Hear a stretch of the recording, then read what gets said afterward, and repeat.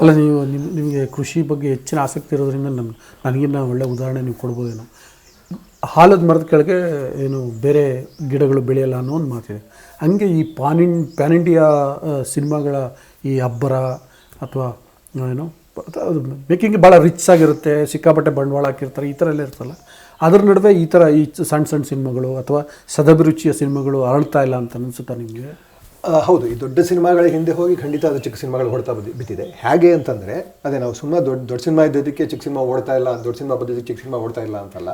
ಅಂದರೆ ಈಗ ಒಂದು ಇಂಡಸ್ಟ್ರಿ ಅಂತ ಇಟ್ಕೊಳ್ಳಿ, ಇದು ಪೂರ್ತಿ ಒಂದು ಇಂಡಸ್ಟ್ರಿ, ಒಂದು ಬಂಡವಾಳ. ಇಲ್ಲಿಂದ ನಮಗೆ ಒಂದು ಇಷ್ಟು ಮಾರ್ಕೆಟ್ ಇದೆ, ಇಷ್ಟು ಜನ ಆಡಿಯನ್ಸ್ ಇದ್ದಾರೆ, ಇವರಿಂದ ನಾವು ಇಷ್ಟು ವಾಪಸ್ ನಮ್ಮ ಆದಾಯ ನಿರೀಕ್ಷೆ ಮಾಡ್ಬೋದು, ಇಷ್ಟು ಜನ ಇಷ್ಟು ಸಿನಿಮಾ ನೋಡ್ತಾರೆ, ಇಷ್ಟು ಆದಾಯ ನಿರೀಕ್ಷೆ ಮಾಡ್ಬೋದು. ನೀವು ಒಂದೇ ಸಿನಿಮಾಗೆ ಅಷ್ಟು ಬಂಡವಾಳ ಹಾಕಿದಾಗ ಏನಾಗುತ್ತೆ, ಅಷ್ಟು ಬಂಡವಾಳ ತೆಗೆಯುವಂಥ ಅಲ್ಲಿಂದ ಅದೇ ಇದೆ, ಇಷ್ಟು ಇರೋದೇ ನಮಗೆ ನಮ್ಮ ಮಾರ್ಕೆಟ್ ಬೇಸ್ ಇರೋದೇ ಇಷ್ಟರಿಂದ ಅಷ್ಟು ಆದಾಯನ ನಾವು ತೆಗಿಬೇಕು ಅನ್ನೋ ಒತ್ತಡ ನಮಗೆ ಬಿದ್ದಾಗ ಏನು ಮಾಡ್ತೀವಿ, ನಾವು ಇದನ್ನು ಹೆಚ್ಚಿಗೆ ಪುಷ್ ಮಾಡ್ತೀವಿ. ಹಾಗೆ ಆಗ್ತದೆ. ದೊಡ್ಡ ಸಿನಿಮಾಗಳು ಹೆಚ್ಚಿಗೆ ಪುಷ್ ಮಾಡ್ತಾರೆ, ಅವ್ರ ಸಿನಿಮಾಗಳು ಒಂದು ಲೆವೆಲ್ ದುಡ್ಡು ಮಾಡಿಬಿಡ್ತವೆ, ಜನಗಳ ಹತ್ರ ಇರೋ ದುಡ್ಡು ಖಾಲಿ ಆಗೋಗ್ಬಿಡುತ್ತೆ, ಅವ್ರ ಹತ್ರ ಇರೋ ಬಂಡವಾಳ ಹಾಕ್ತಾರೆ, ಅವ್ರ ಹತ್ರ ಇರೋ ದುಡ್ಡು ಖಾಲಿ ಆಗೋಗ್ಬಿಡುತ್ತೆ. ಚಿಕ್ಕ ಸಿನಿಮಾಗಳನ್ನ ಮಾಡೋದಕ್ಕೂ ನೋಡೋದಕ್ಕೂ ಇಲ್ಲಿದೆ ದುಡ್ಡು. ಸೊ ಸೇಮ್ ಅದೇ ನಮ್ಮ ಸಮಾಜದಲ್ಲಿ ಈಗೇನಾಗ್ತಾ ಇದೆಯೋ ಆರ್ಥಿಕ ತಾರತಮ್ಯ ಸೇಮ್ ಅದೇ ನಮ್ಮ ಸಿನಿಮಾದಲ್ಲೂ ಆಗ್ತಾ ಇದೆ ಅಂತ ನನಗೆ ಅನ್ಸುತ್ತೆ.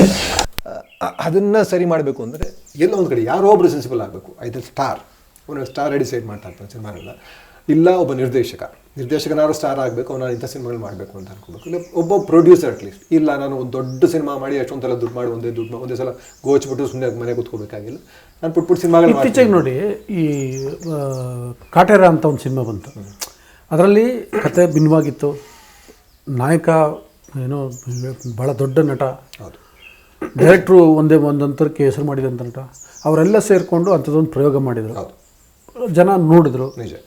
ಮತ್ತು ಕಮರ್ಷಿಯಲಿ ಸಿನಿಮಾ ಗೆಲ್ತು. ನಿಮಗೆ ನಿಜ, ಅದು ಅಲ್ಟಿಮೇಟ್ಲಿ ಇದು ವ್ಯಾಪಾರದಲ್ಲಿ ಲಾಭ ಬರಲೇಬೇಕು, ಹಂಗೂ ಆಗಿದೆ. ಸೊ ಅಂದರೆ ನಾನು ಹೇಳೋದಲ್ಲ, ಜನ ಖಂಡಿತಕ್ಕೂ ಒಳ್ಳೇದು ಕೊಟ್ಟರೆ ಸ್ವೀಕಾರ ಮಾಡ್ತಾರೆ. ಫಸ್ಟ್ ಅದಕ್ಕೂ ಒಂದು ಸಣ್ಣ ವಿಶ್ವಾಸ ಹುಟ್ಟಿಸ್ಬೇಕಷ್ಟೇ ಅವರಿಗೆ.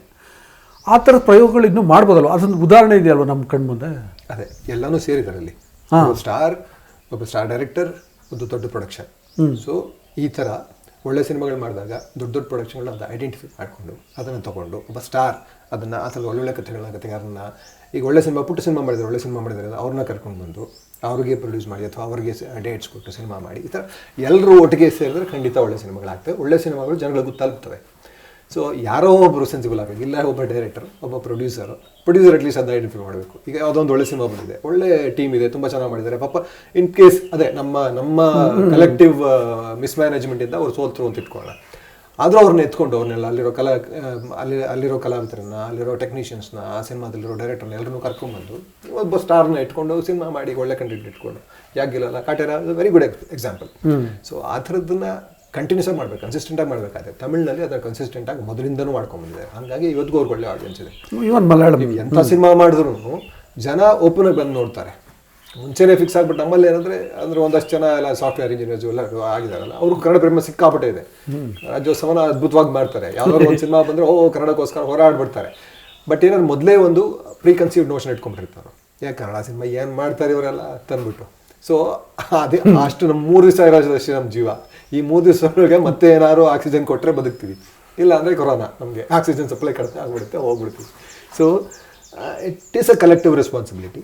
ಸೊ ಎಲ್ಲರೂ ಪೂರ್ತಿ ಒಂದು ಸಮೂಹವಾಗಿ ನಾವೆಲ್ಲರೂ ಜಾಗೃತರಾಗಿ ಎಲ್ಲರೂ ಪ್ರಾಮಾಣಿಕವಾಗಿ ಪ್ರಯತ್ನ ಪಟ್ಟರೆ, ಎಲ್ಲರೂ ಒಬ್ರನ್ನೊಬ್ಬರು ನಂಬಿ ಕೆಲಸ ಮಾಡಿದ್ರೆ ಕನ್ನಡ ಸಿನಿಮಾ ಖಂಡಿತ ಉಳ್ಕೊಳ್ಳುತ್ತೆ. ಇಲ್ಲದ್ರೆ ಇದೆಲ್ಲ ಹೊಡ್ಕೊಂಡು ಕೊಚ್ಕೊಂಡು ಹೋಗ್ಬಿಡುತ್ತೆ ಅಷ್ಟೇ ಬೇರೆ ಬೇರೆ ಸಿನಿಮಾಗಳ. ಆಗ ನಾವು ರಾಮ್ ಮನೋಹರ್ ಲೋಹಿಯಾ ಸಿನಿಮಾ ಬಗ್ಗೆ ಮಾತಾಡ್ತಾ ಇದ್ದೀವಿ. ಅದಕ್ಕೆ ನಿಮ್ಮ ತಯಾರಿ ಹೇಗಿದೆ? ಇನ್ನೂ ತಯಾರಿ ಮಾಡ್ತಾನೆ ಇದ್ದೀನಿ. ಏನೋ ನನಗೆ ತುಂಬ ಕಡಿಮೆ ಬಜೆಟಲ್ಲಿ ಅದು ಆಗಬೇಕಾಗಿದ್ದರಿಂದ ಖರ್ಚನ್ನು ಕಡಿಮೆ ಮಾಡಬೇಕಾಗಿತ್ತು. ನಾನು ಆಗುತ್ತೆ ಅಂತ ಅವ್ರಿಗೆ ಹುಳಿಯಾರ್ ಸರ್ಗೆ ಹೇಳಿಬಿಟ್ಟೆ, ಅವರು ರೆಡಿ ಆಗಿಬಿಟ್ರು ಅವರು. ಆಮೇಲೆ ನಂದು ಸಿನಿಮಾ ಶುರು ಮಾಡ್ತೇನೆ ಅದು. ಸೊ ಏನೇ ಮಾಡೋದು ಖರ್ಚನ್ನು ಕಂಟ್ರೋಲ್ ಮಾಡೋಕ್ಕಾಗ್ತಾಯಿಲ್ಲ ನನಗೆ ಅದರಲ್ಲಿ. ಸೊ ಇವತ್ತಿನ ಅಂದರೆ ಈಗ ಹೊರಗಡೆಯಿಂದ ನಾವು ಟೆಕ್ನಿಷಿಯನ್ಸ್ ಕರ್ಕೊಂಡ್ಬರ್ತೀವಿ ಅಂತ ಇಟ್ಕೊಂಡು ಅಟ್ಲೀಸ್ಟ್ ಟೆಕ್ನಿಷಿಯನ್ಸ್ಗಾರು ಅವರು ತೊಗೊಂಡು ಕೊಡ್ಬೇಕಾಗುತ್ತೆ. ಅವ್ರನ್ನೆಲ್ಲರೂ ರಿಸ್ಕ್ ತೊಗೊಂಡೋದೇ ಮೊದಲೇ ಕಡಿಮೆ ಸಂಬಳ ಇರುತ್ತೆ ಅವ್ರಿಗೆ. ಜೊತೆಗೆ ನಾವೇನು ಮಾಡಿದ್ವಿ, ನಂಬರ್ ಆಫ್ ಡೇಸ್ ಕಡಿಮೆ ಮಾಡಿಬಿಟ್ಟಿರ್ತೀವಿ. ಅಂದರೆ ಬಜೆಟ್ನ ಕಂಟ್ರೋಲ್ ಮಾಡೋದಕ್ಕೆ ಪಕ್ಕಾ ಪ್ಲಾನ್ ಮಾಡ್ಕೊಂಡು ಇಷ್ಟೇ ಶಾರ್ಟ್ಸ್ ನನಗೆ ಸಾಕು, ಇದರಿಂದ ಹೆಚ್ಚಿಗೆ ಬೇಡ ಅಂತ ಮಲ್ಟಿಪಲ್ ಕ್ಯಾಮ್ರಾಸ್ ಇಟ್ಕೊಂಡು ಪುಟ್ ಕ್ಯಾಮ್ರಾಗಳನ್ನ ಇಟ್ಕೊಂಡು ಎಲ್ಲಾನು ಪ್ಲಾನ್ ಮಾಡ್ಕೊಂಡ್ಬಿಟ್ಟಿರ್ತೀವಿ. ಸೊ ನಂಬರ್ ಆಫ್ ಡೇಸ್ ಕಡಿಮೆ ಆಗಿಬಿಡುತ್ತೆ. ಅವ್ರಿಗೇನಾಗುತ್ತೆ, ಹೊರಗಡೆ ಹೋದರೆ ಇನ್ನೂ ಹೆಚ್ಚಿಗೆ ಈಗ ಕನ್ಸ್ಟ್ರಕ್ಷನ್ ಕೆಲಸದಲ್ಲಿ ಆಗ್ತಾ ಇದ್ದಿಲ್ಲ ಹಾಗೆ. ನಿಮ್ದು ಏನೋ ರಿಪೇರಿ ಕೆಲಸ ಇದ್ದರೆ ಯಾರೂ ಬರಲ್ಲ, ಯಾಕಂದರೆ 2-3 ದಿವಸದ ಕೆಲಸ ಇದು. ಒಂದು ವಾರದ 10 ದಿವಸದ ತಿಂಗಳದ ಕೆಲಸ 6 ತಿಂಗಳ ಕೆಲಸ ಅಪಾರ್ಟ್ಮೆಂಟ್ ಅಲ್ಲಾದರೆ 6 ತಿಂಗಳು 1 ವರ್ಷ ಆಗುತ್ತೆ ಒಂದು ಅಪಾರ್ಟ್ಮೆಂಟ್ ಕಟ್ಟೋದಕ್ಕೆ, ಅಲ್ಲಿಗೆ ಹೋಗ್ಬಿಡ್ತಾರೆ. ಸೊ ಇಲ್ಲಿ ಒಂದು ಕ್ವಾಲಿಟಿ ಕೆಲಸಗಾರರು ಸಿಕ್ಕಲ್ಲ.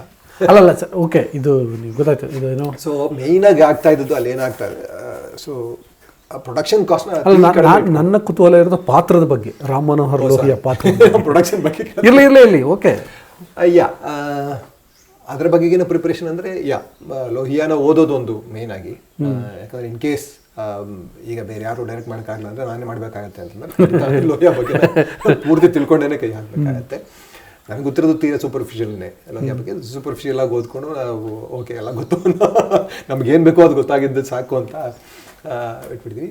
ಲೋಹಿಯಾ ಬಗ್ಗೆ ಖಂಡಿತ ಇನ್ನೂ ಅಧ್ಯಯನ ಹೆಚ್ಚಿಗೆ ಆಗಬೇಕಾಗತ್ತೆ. ಜೊತೆಗೆ ಅದೇ ಆ ಥರದ ಸಿನಿಮಾಗಳನ್ನ ಅದೇ ದೊಡ್ಡ ಪ್ರೊಡಕ್ಷನ್ಗಳು ಯಾವುವು ಜೊತೆಗೆ ಬಂದು ನಿಂತ್ಕೊಳ್ಳೋದೇ ಇರೋದ್ರಿಂದ ನಮ್ಮ ಅಂದರೆ ಅವರೆಲ್ಲರೂ ಆ್ಯಕ್ಚುಲಾಗಿ ಲೆಕ್ಚರರ್ಸು ಅವರು ಇವರು ಎಲ್ಲ ಸೇರಿಕೊಂಡು ಒಂದು ಲೆವೆಲ್ಗೆ ಸಮಾನ ಮನಸ್ಕರೆಲ್ಲ ಸೇರ್ಕೊಂಡು ಮಾಡುವಂಥ ಸಿನಿಮಾ ಆಗತ್ತೆ.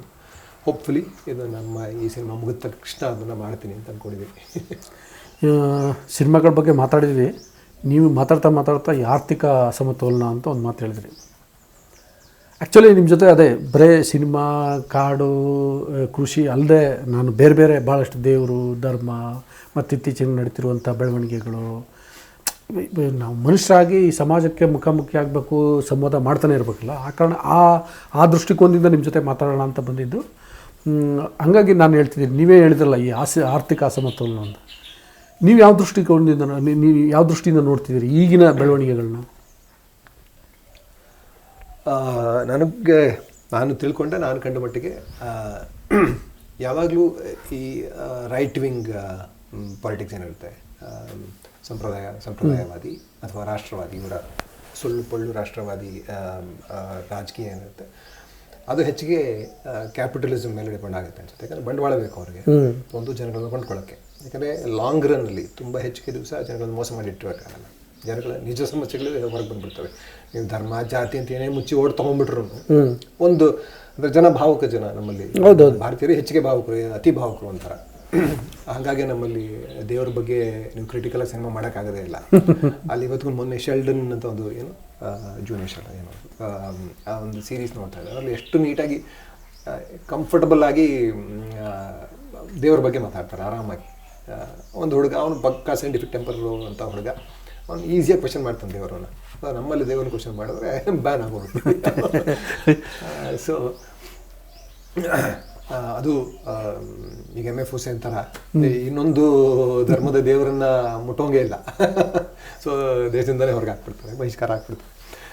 ಸೊ ಅವ್ರುಗಳಿಗೆ ಅಂದರೆ ಈ ಥರದ ನಾವು ಭಾವುಕ ಜನರಾಗಿರೋದ್ರಿಂದ ನಮ್ಮನ್ನು ಮ್ಯಾನಿಪುಲೇಟ್ ಮಾಡಿ ಓಟ್ ಗಿಟ್ಟಿಸ್ಕೊಳ್ಳೋದು ಯಾವುದೋ ಒಂದು ಮೂಮೆಂಟಲ್ಲಿ ಕಾಯ್ತಾರೆ ಇವರು.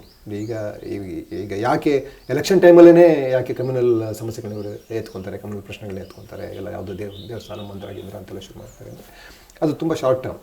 ನಾವು ಕೋಪ ಬರೋದು ನಮಗೆ ತುಂಬ ಶಾರ್ಟ್ ಟರ್ಮಲ್ಲಿ, ನಾವು ಉದ್ರೇಕಗೊಳ್ಳೋದು ತುಂಬ ಶಾರ್ಟ್ ಟರ್ಮ್, ಆ ಟೈಮಲ್ಲಿ ಮಾಡ್ಕೊತಾರೆ. ಬಟ್ ಲಾಂಗ್ ರನ್ನಲ್ಲಿ ನಿಜ ಸಮಸ್ಯೆಗಳು, ಹೊಟ್ಟೆಪಾಡು ಎಲ್ಲವೂ ಜನಗಳ ಜ್ಞಾಪಕ ಬರೋದ್ರಿಂದ ಇವ್ರಿಗೆ ಆವಾಗ ಅದನ್ನು ಮುಚ್ಚಾಕೋದಕ್ಕೆ ಬಂಡವಾಳಶಾಹಿಗಳ ಸಪೋರ್ಟ್ ಬೇಕು. ಸೊ ಬಂಡವಾಳಶಾಹಿಗಳ ಸಪೋರ್ಟ್ ಬೇಕಂದರೆ ಬಂಡವಾಳಶಾಹಿ ಕೈಲಿ ದುಡ್ಡು ಹಾಕಬೇಕಲ್ಲ ಇವರು. ಜನಗಳ ಕೈಲಿ ದುಡ್ಡು ಹಾಕ್ಬಿಟ್ರೆ ಜನ ಎಲ್ಲ ಎಂಪವರ್ ಆಗಿಬಿಡ್ತಾರಲ್ಲ. ಒಬ್ಬೊಬ್ಬನಿಗೂ ಒಂದೊಂದೇ ಒಪಿನಿಯನ್ ಇದೆ. ನಿಜ ಅಲ್ಲೂ ಒಂದಷ್ಟು ಜನ ಈ ಥರನೂ ಇರ್ತಾರೆ, ನಿಜ ಅದನ್ನೇ ನಂಬ್ಕೊಂಡಿರುವಂಥವ್ರು ಇರ್ತಾರೆ, ಅದನ್ನು ತುಂಬ ರಾಷ್ಟ್ರವಾಗಿ ಯೋಚನೆ ಮಾಡುವಂಥವ್ರು ಇರ್ತಾರೆ, ಎಲ್ಲ ಥರದ್ದು ಇರ್ತಾರೆ. ಸೊ ಹಾಗಾಗಿ ಬಂಡವಾಳಶಾಹಿ ಗಟ್ಟಿ ಆಗಬೇಕು ಅಂದರೆ ಬಂಡವಾಳಶಾಹಿಗೆ ಹೆಚ್ಚು ದುಡ್ಡು ಕೊಡಬೇಕು. ಸೊ ಆರ್ಥಿಕ ಅಸಮತೋಲನ ಆಟೋಮೆಟಿಕ್ ಆಗಿ ಶುರು ಆಗೋಗುತ್ತೆ. ನಮ್ಮ ಕಾರ್ಯಕ್ರಮಗಳನ್ನು ನೀವು ನೋಡ್ತಾ ಇದ್ರೆ ನಮ್ಮ ಚಾನೆಲ್ ಅನ್ನ ಸಬ್ಸ್ಕ್ರೈಬ್ ಮಾಡಿ, ಪಕ್ಕದ ಬೆಲ್ ಐಕಾನ್ ಒತ್ತಿ ನಮ್ಮನ್ನ ಬೆಂಬಲಿಸಿ. ಹಾಗೆ ನಮ್ಮ ಕಾರ್ಯಕ್ರಮಗಳನ್ನ ಲೈಕ್ ಮಾಡಿ, ಕಮೆಂಟ್ ಮಾಡಿ, ಅದನ್ನ ಬೇರೆಯವರಿಗೂ ವಾಟ್ಸ್ಆಪ್ ಮೂಲಕ ಶೇರ್ ಮಾಡಿ.